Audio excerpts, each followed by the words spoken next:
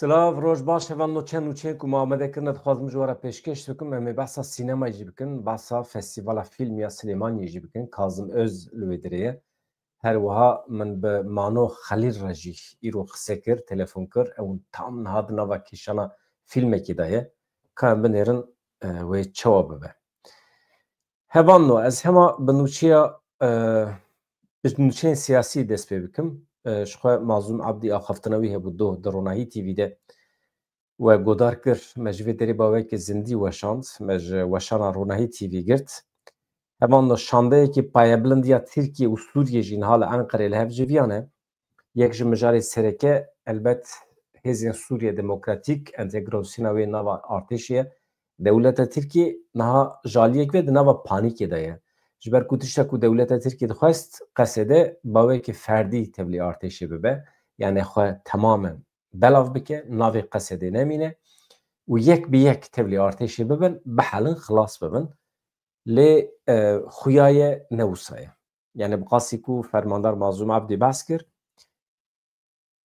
artêşa Sûriyê wê qismekî mezin bikeve destê qesedê. Yani hakimiyeta artêşî, hakimiyeta ewlekarî û bikeve destê qesedê. Ev jî hinek mantiqî ye. Çawa mantiqî ye?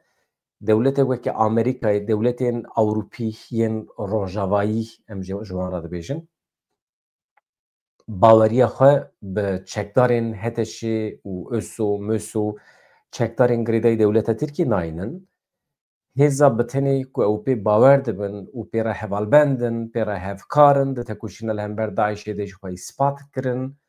Qesedê ye, YPG, YPJ ye. Di nava Qesedê de hûn zanin gelek hêz hene. Ji hêzên Sûriyanan bigirin heta yê Ermenan. Lê di nava Qesedê de hêzên bingeha Qesedê li ser YPG, YPJ ava biye. Niha ev quweta mezin ku 10 sal xwedî tecrübe ye, ew ê di nava artêşa Sûriyê de cih bigirin, wisa xuya ye. Tabî li gorî hin şertan. Ew ê bikaribin hakimê her derê Sûriyê bin. Ew ê tekîlekê nû bi İsraîlê re pêş bixin, bi dewleta Tirkiye re pêş bixin. Bi qasî Mazlûm Ebdî behs kiriye, milletê Kurd ê ku ji Efrînê koçber bûne divê xwe amade bikin û ew ê vegerin ser mal û milkê xwe. Yani hêviyên balkêş dane milletê me, ew ê vegerin, herêmên dagirkirî wê werin azad kirin. Yani ev biryara tevlîbûna Qesedê ya nava artêşa Sûriyê bi alîkarî Amerîkayê pêk hatiye. Yani tiştekî wisa bi serê xwe çê nebiye. Hemî bi hevalbendî, bi hevkarî, bi nîqaşa çêbiye.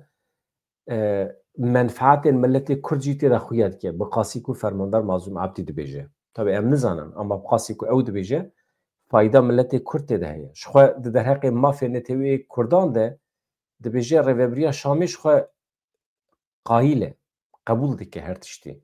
Mesele hakimiyeta rêveberiya Xweser e. Mesele Qesedê ye. Divê ji bo wan hebûna artêşekê din ya nava axa Sûriyê de ji bo wan weke cudahî ye, weke cudabûnê ye. Eger Qesedê tevlî artêşê bibe, ji bo wan mîna ku temamê Sûriyê bibe yek perçe.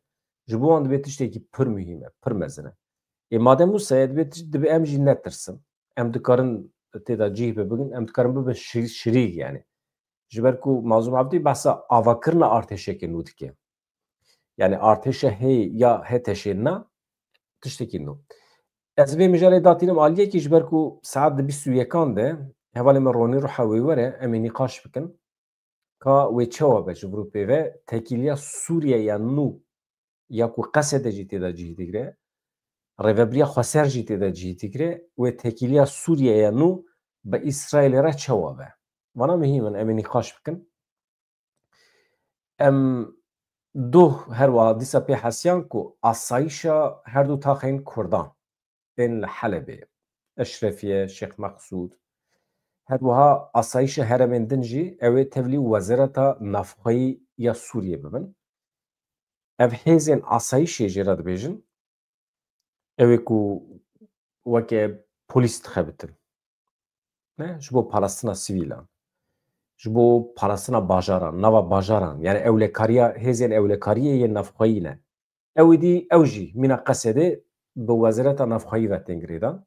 قصده بو وزارت پرستنه به ارتش و تگریدان لی او هزین اسایشی بو وزارت نفخویی و تگریدان او جی ایدی همی اندامینوان او جی مرکزی معاش بگیرن چوار چید ben نزانم ama نها هیئتین her دو آلیان هودو دبینن هواندا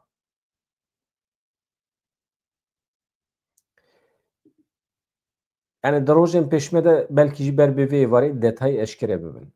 Niha civîna li Enqereyê li ser van mijarane. Em ji wê derê ketin rê. Yani civîna Enqereyê anha qasî ku em zanin şandeyekê bilind ya Tirkiye, Sûriye li Enqereyê hevûdû dibînin. Bahsa Rojavayê Kurdistanê dikin, bahsa Qesedê dikin, ev mijanê ku niha ji were anîn ziman bahsa wan dikin. Wezîr wanê parastinê heye ya însanekî heqeten İnsanekî çawa ye însanekî ji ti tiştekî re nabe ji bilî dijminahiyê Kurdan Yaşar Güler daxwaz dike ku qesede temamî çêkadayîne tabii Wezîrên Karê Derve Wezîrên Parastinê Serokê Saziya İstixbarata Tirkiye bi heftayên xwe re ew ê ku ji Sûriyê hatine bi wan re dicivin hevkariya duwarê ewlehiyê de çend mijarên din ên krîtîk guftûgo dikin Arewşa Qesedê ya Rojavayê Kurdistanê wekê dosyeyekê sereke divê civînê de wê were ser masê ew Yaşar Güler sirf hûn mantıqa vî kesî bizanibin ji xwe hûn nas dikin dîsa jî ez dubare bikim sirf ji bo hûn mantıqa wî bizanibin ez gotinê wî ji were bibêjim dibêje PKK hemû komên girêdayî wê divê di çarçoveya biryara xwe fesihkirinê de demil dest hemû çalakiyên terorî bi dawî bikin çalakî terorî me nediye di serî de Sûriye hemû şaxên wan ên li erdnîgariyên cuda bi navên cuda çi rêxistin hene behsa qesta PJK dike qesta YPG YPJ Qesedê dike hemî demil dest bê şert û mer çekî xwedayînê radest bikin li ku dire dünyayê Kurd hene sîleh di destê wan hene dibe Kurd bê sîleh bin yani ew Yaşar Güler di serî wî de ev e Kurd divê bê sîleh bin ama Yaşar Güler êdî bila bizanibe ku artêşa Sûriyê di destê Kurdan de ye Kurd artêşa Sûriyê bi rê vedibin baş e Yaşar Güler navî ne Qesedê ye navî artêşa Sûriyê ya nû ye yan jî Hêzên Sûriye Demokratîk Artêşa Sûriye Demokratîk baş e Yaşar Güler ev hêzên Sûriye Demokratîk bu artêşa Sûriye Demokratîk QSD ne ASD ASD Yaşar Güler êdî ji qehra dimire çi dike nizanim em carekî din bi bîr tînin ku em rê nadin ku tur rêxistinekî wekî YPG YPJ û PKK QSD nava hemî ji zane a li herêmê li cîranên me dibin navên cuda de kar bikin ew ê dibin navên cuda de kar bikin Siyasetmedar Ahmed Türk doh çi gotibû me ji vê derê ji were gotibû Rojavayê Kurdistanê xeta me ya sor e xeta sor e ji bo hemû Kurdan divê partiyên çar perçeyên Kurdistanê li Rojava xwedî derkevin gotibû Ahmed Türk hevanna niha em biçin Amedê li wê derê civînekî heye maşallah dekak rojnameger nûçe Amedê kiriye ji bo Rûdawê konferansek balkêş e tenê mixwast hûn bizanibin ku oldarên Kurd alimên Kurd yan jî alimên biyanî di derbarê mafê Kurda de çi difikirin me xwast em hinekî li ser bisekinin civînekî balkêş e ji gelek deverên cuda însan hatine vê derê kom bûne bila pêşî val ser ekranê ve yeketiya zanayên olî jê re dibêjin İttihadul Ulema konferansa xwe ya dehemîn li darxistiye li bajarê Amedê di konferansê de berdevkî Hemasê Fevzî Berhûm jî wekî mîvan hat amade bû rêvebirên Hüdaparê jî li wê derê bûn êdî ew bi rêve dibin çawa ye heqeten ez nizanim lê ew jî amade bûn yani di civînê de banga çareserkirina pirsgirêka Kurdan hate kirin hat xwestin ku Kurdî bibe zimanê fermî yê perwerdeyî ye tiştek ku bala me kişand tiştek ku bû sedem ku em vê nûçê derbixin pêş daxwaza mafê Kurdan e mafê Kurdan ji devekî derdkeve bila derkeve ji bo me heqeten mühîm e dibe em derbixin pêş dijminê Kurdan jî behsa mafê Kurdan bike dibe em derbixin pêş yani ji dewlet baxçelî mezintir dijminê Kurdan heye Ez bawer nakim. Devlet Bahçeli, Tayyip Erdoğan divê dünyayê de rekor şikandine. Di mesela dijminahiya milletê Kurd de. Êdin hemî detayên, hemî dijminên din ên Kurda kî heye, kî tune, Daişê, HTŞ, mirovên Kurdan e, qorîcîn e, cerdevanin, bana hemî aparatin di destê Tayyip Erdoğan û Devlet Bahçeli de. Devlet Bahçeli, Tayyip Erdoğan li ser navê Dewleta Tirkiye dixebitin, dijminahiya Dewleta Tirkiye ya li hemberî Kurdan di kesiyetiya her duyan de tê pêş tê der. Îja ji bo me mafê Kurdan, çawa behsa mafê Kurdan tê kirin, çawa ku em ji li ser devê Devlet Bahçeli didin, li ser devê Tayyip Erdoğan didin, wekî din êdin hemî detayên li ser devê kî were gotin, em ê behs bikin, em ê bidin. Ji ber vê mihîm e hevalna. Di civînê de banga çareserkirina pirsgirêkan Kurdan hatiye kirin, hatiye xwestin ku Kurdî bibe zimanê fermî yê perwerdeyiyê. Balyozê Afxanistanê yê li Enqerê jî hatiye tevlî konferansê bîye, hatiye Amedê. Yek ji mijarên sereke yên konferansê pêvajoya çareserkirina pirsgirêka Kurdan bû. Alîkarê Serokê Giştî Yeketiya Zaneyên Olî Mele Beşîr Şimşek axifiye. Têda dibêje îro Tirk xwedî çi mafî bin, divê Kurd jî xwedî eynî mafî bin. Yani çawa zimanê Tirkan heye, divê yê Kurdan jî di perwerdeyiyê de hebe. Divê hebûna Kurdan di destûra bingehîn ya Tirkiyeyê de were qebûl kirin, heq hiqûqa wan were dayîn. Wekî din zaneyên olî xwestin ku pirsgirêka Kurdan di çarçoveya Îslamê de were çareserkirin. Hemû mafên çandî zimanî netewî yên Kurdan were naskirin. Cemal Çınardaxfe ew jî zaneyekê olî ye, dibêje îro Kurd bi her awayî mağdûrin, mazlûmin. Gelên cîran heqaretê li wan dikin û cîhan wan nas nake. Ev zulm e. Cuma Poyraz jî daxife, ew jî zanayê olî ye. Mafê Kurdan wekî mafê Tirkan û Ereban heq e. Yani xwediyê vê kaînatê dibe çawa ku Kurd çêkirine, Tirk jî, Ecem jî çêkirine. Mafê hemiyan daye çima mafê Kurdan nade. Xwedê heqê Kurdan daye ama hatiye desteserkirin. Di wê manê de dibêje. Qasım Çoğalan jî dibêje, ew jî zanayê olî ye, divê zimanê Kurdî bibe zimanê fermî. Madem ev xelk biran e, divê dewlet neyartiyê bi wan re neke. Zaneyekê din yê olî jî dibêje, Kurd jî wekî Ereb û Tirkan Musulmanin. Mafê wan çi dibin divê yê Kurdan jî ew bin. Konferans du rojan didome li Amedê, di roja dawî de wê encamnameyekî were amade kirin, ji raya giştî re were eşkere kirin hevalna. Ev li aliyekî. Niha em warin ser meseleya Misrê. Li Misrê hûn zanin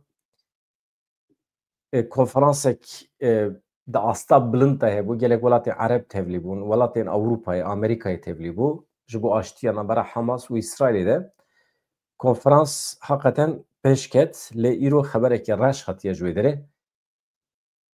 Li bajarê Şerm el Şeyx di encama qezayekê trafîkê de sê dîplomatên Qeterî mirin, du birîndar bûn. Sefaretxaneya Qeterê li Misrê ragihand ku erê rast e ew endamê wan in. Mesele çi ye li Misrê çawa qeza dikin, qezaya trafîkê hem jî, qezaya trafîkê ya çawa çê dibe? Ew qasa parastina wan heye, ew qas tedbîr digirin, dîsa jî qezaya trafîkê çê dibe. Êdî komploya çi ye nizanim. Leyla Mardin Malateya va herêbî. Ahmet Ştera jî herkes hevala heyet. Hûn tev bi xêr hatin.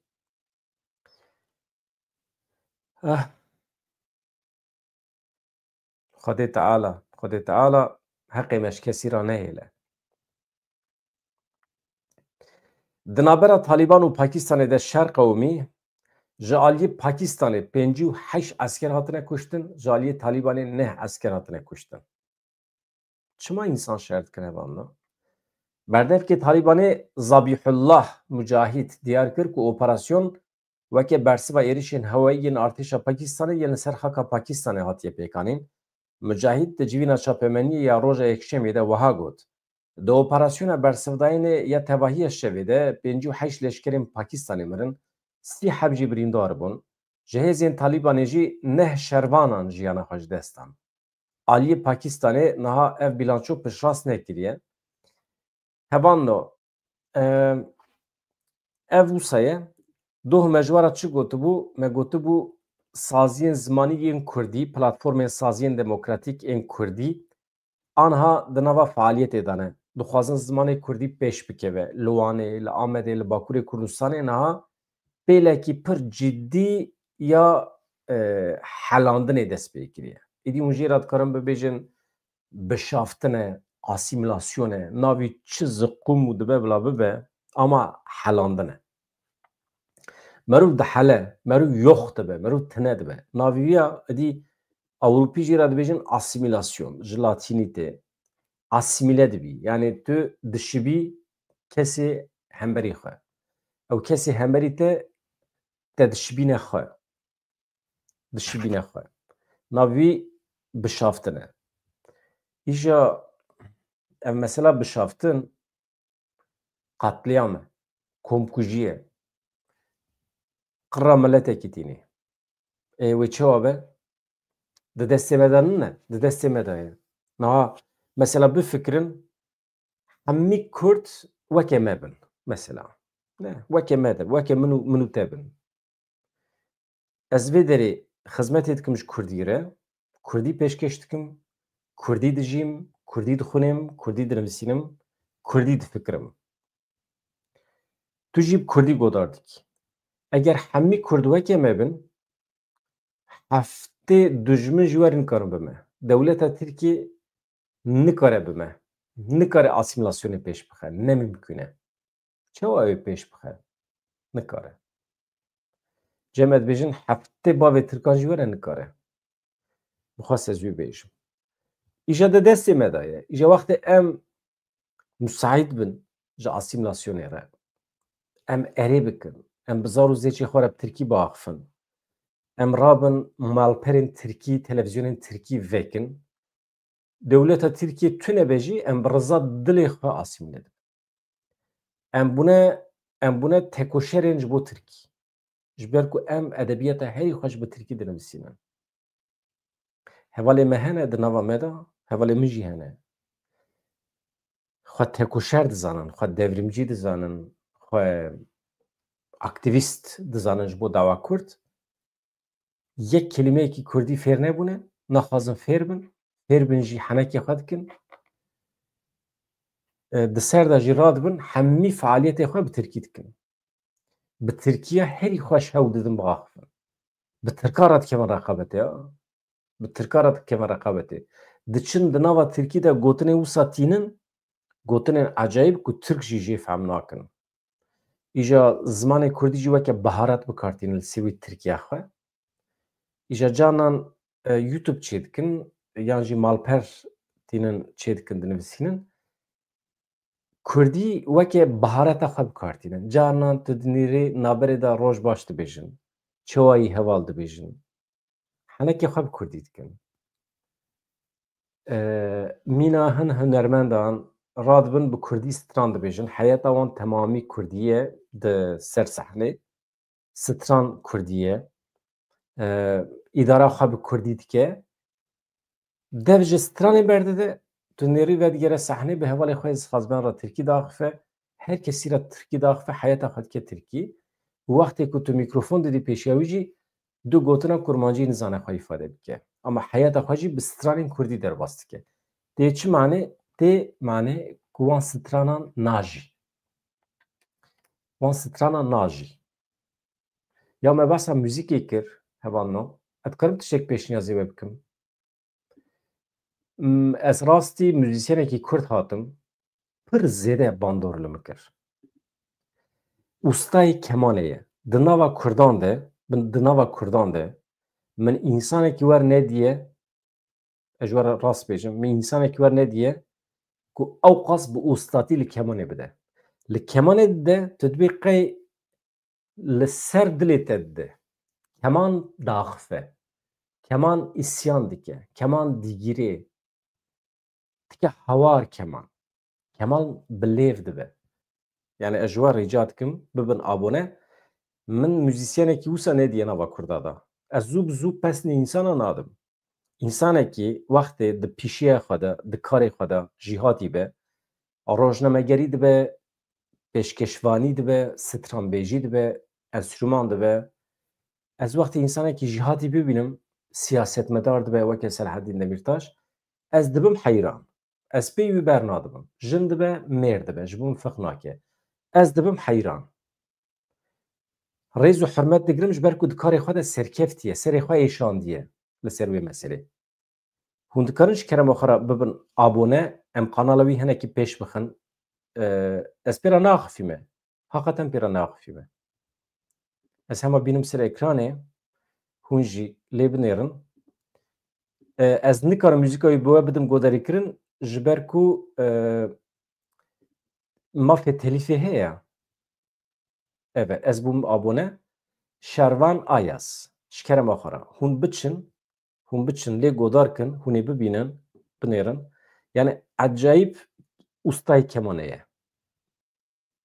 Yani we dît, eger hûn biçin, bibin abone, vê kanalê pêş bixin, lê temaşe bikin, ez reklam nakim. Ez vîya heqeten dilê xwe dibêjim. Yani hûn ê heq bidin min. Yani ez behsa çi dikim. Şervan Ayaz e. Evet. Biçin ew vîdeoyü tek tek temaşe bikin, hûn ê fehm bikin dixwazim çi bibêjim. Ev meseleyên olî hevanno me xilas kiriye. Min dixwast aniha ez behsa pêşxistina saziyên demokratîk bikim. Baş ez bawer dikim piştî vê bername eger hûn biçin Şervan Ayaz bişopînin, lê godar kin, ez dixwazim hûn ostatiya kemanê hîs bikin, fehm bikin.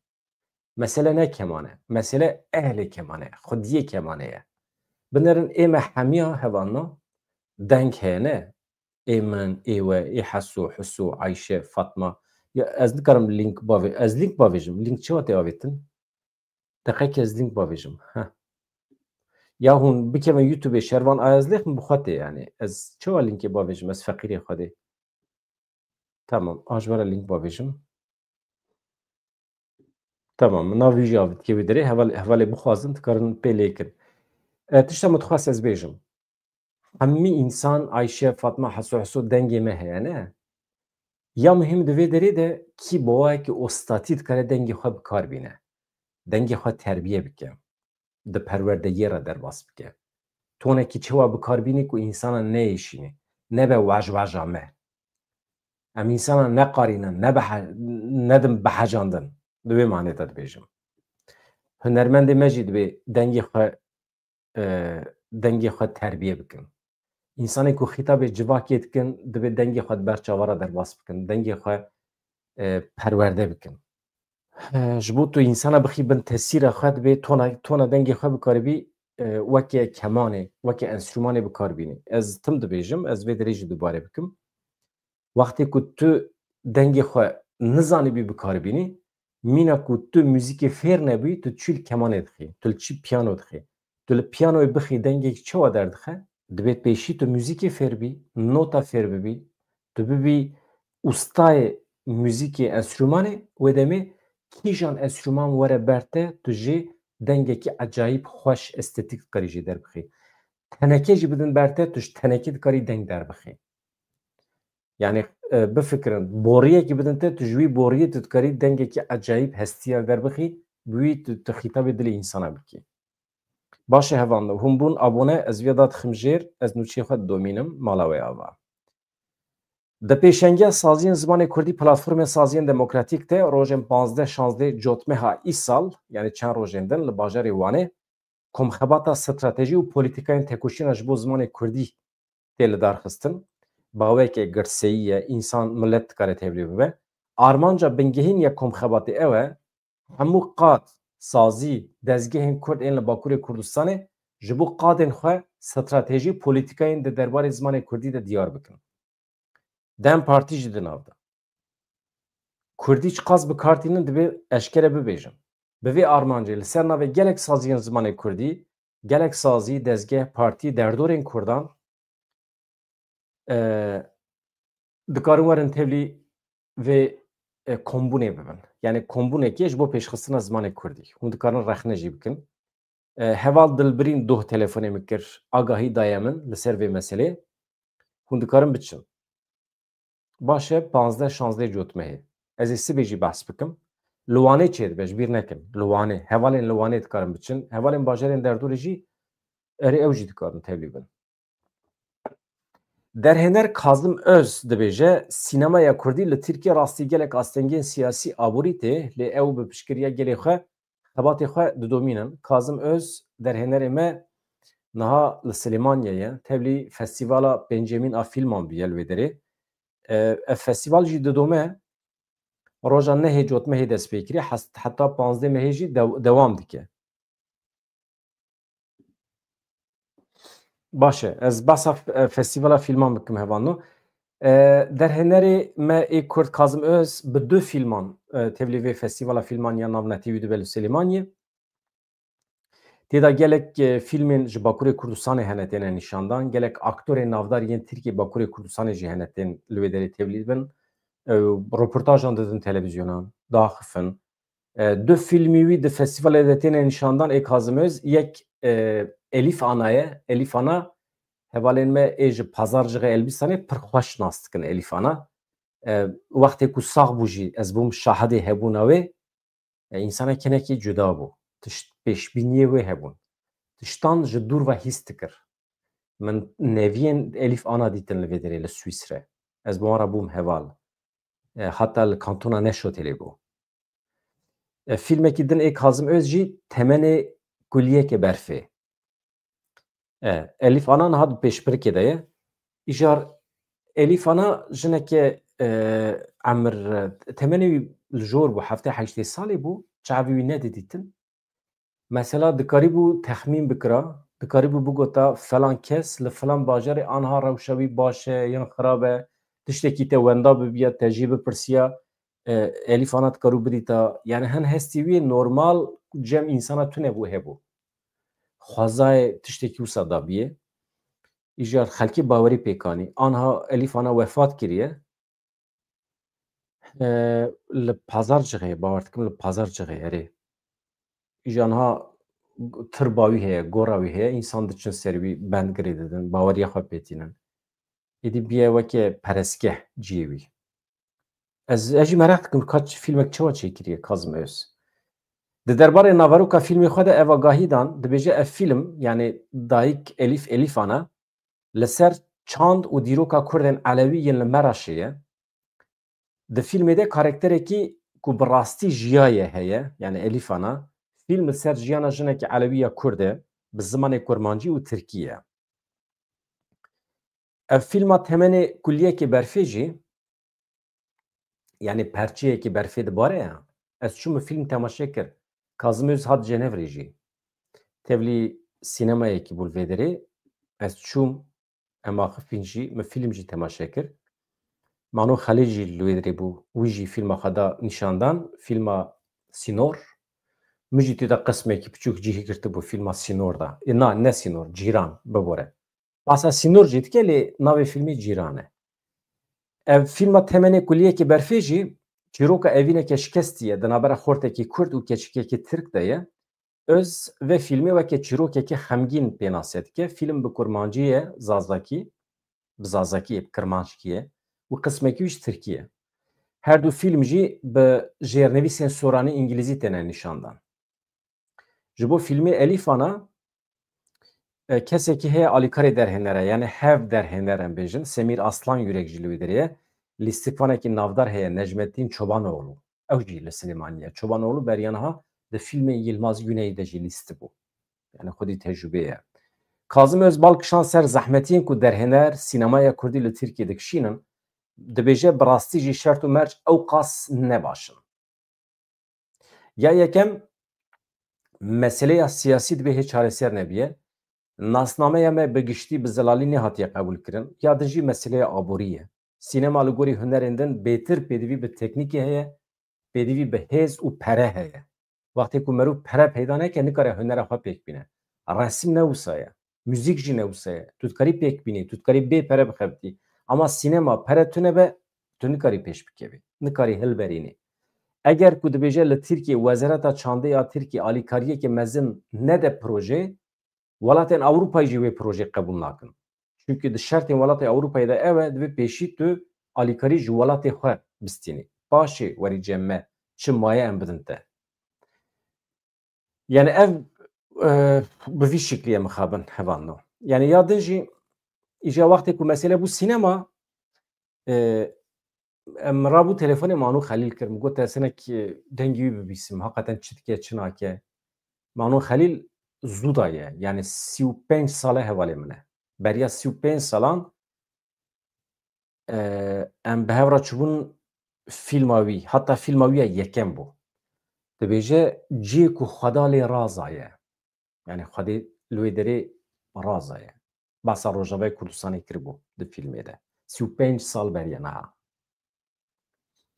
Ji wê demê ve hevaltiya me heye her cara ku fîlm çê dike em bi hev dişêwirin. Ez di derbarê wî de xebera çê dikim, nûçe çê dikim. Her cara ku xelat distîne nûçe amade dikim ji bo wî. Wisa dixwazim hebe.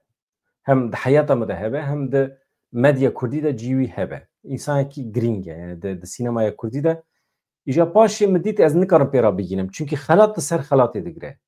Ez nûçeyekî xelatê çê dikim divê min yeka din girtiye. Yeka din girtiye niha çû sed xelatî. Ez kîjan xelata wî bikim nûçe kîjan nekim nûçe. Edî min pê ra negiyan. Min got kek ku ez nikarim te ra bigînim. Tu ji xwe re bibeze. Tu pêş keve ez ê nûçeyekî giştî derheqê te de çê bikim.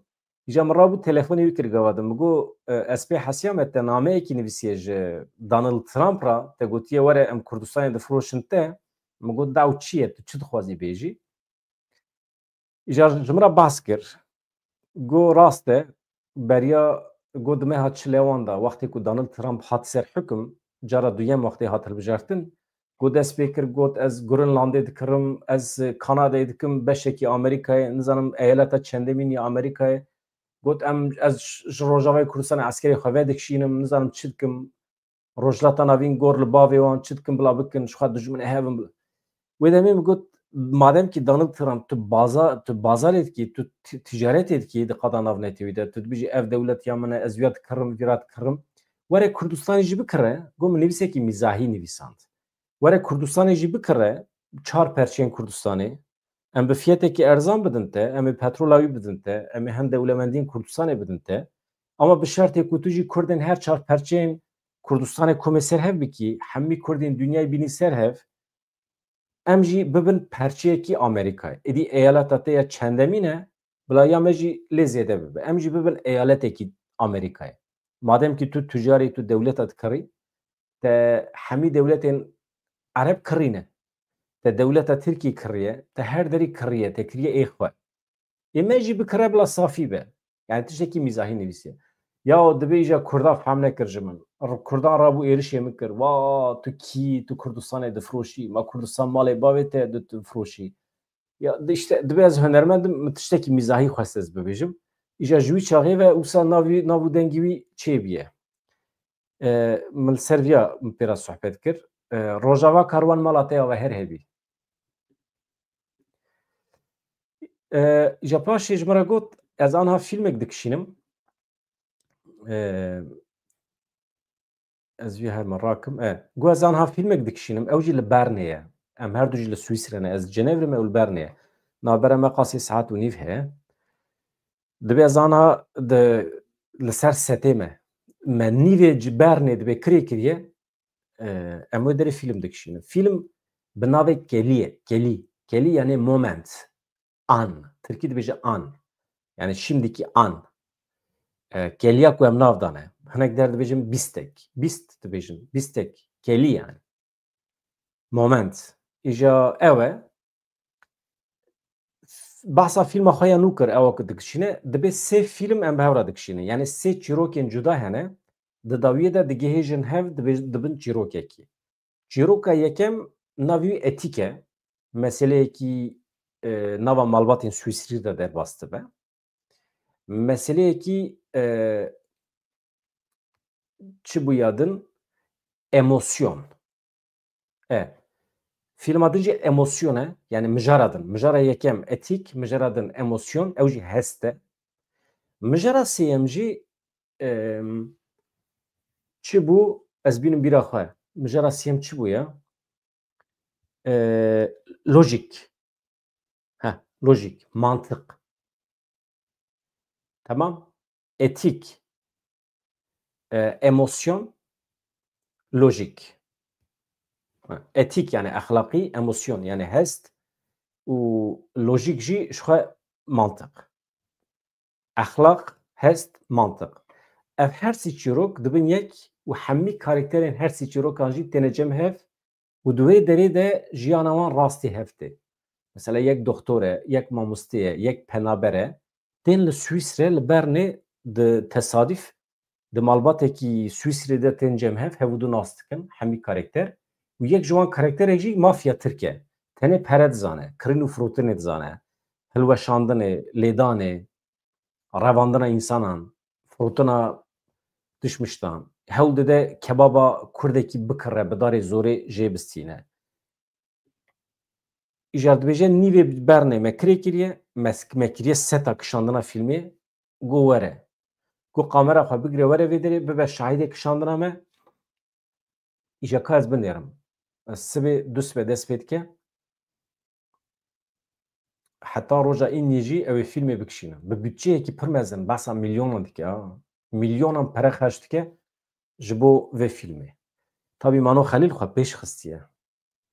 Ji saziyên Ewropî digire, ji televizyonên Ewropî digire bütçe, ji gelek derdoran bütçe digire yani. Ew e. Yani dişûna ku dewletên dagirker beleş Kurdistanê bigirin, bibin xwediyê Kurdistanê dagir bikin, mal û milkê me bidizin, darê me zeytûnan bidizin, dest bavê ji namûsa me, gotiye bila Amerîka were bikire qenem ji van Tirk û Ereb û Eceman xilas bin. Di wê meanê de. Xwe tiştekî nivîsiye. Hevan no saet di bîst û yekan de ronî ruha mîvanê min e.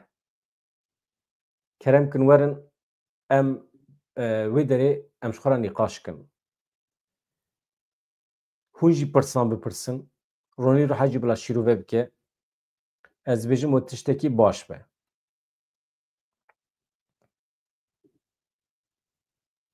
Ka vê nebû. Vê biya me hinek godar kir, ez nizanim mafê telîfê were em rezîl dibin.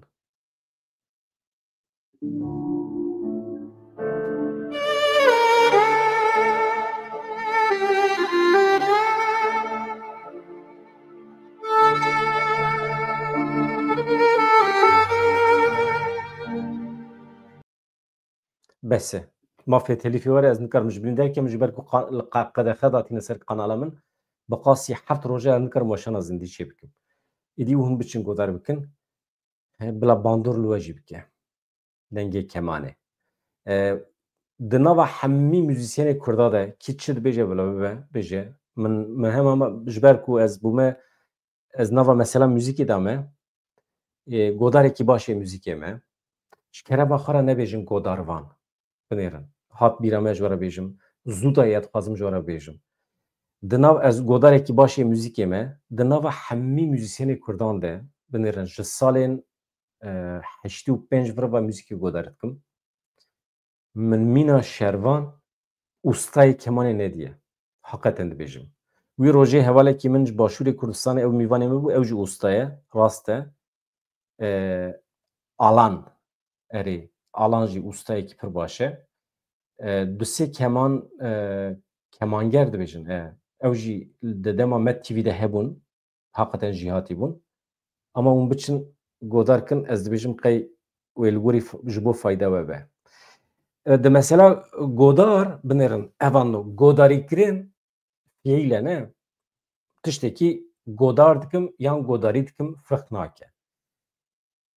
İnsanê ku godar dike navê çi ye? Godar e.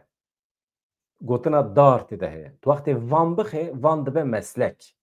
Mîna şivan, gavan, bilûrvan, godarvan tune. Ji ber ku godarvan ne meslek e, ne pîşe ye. Tu tenê godarî. Mesela insanekî insanê serwext heye, serwextvan dibe? Nabe ne? Mesela insanê ku binêre, insanê ku dinêre heye, em dibêjin bîner,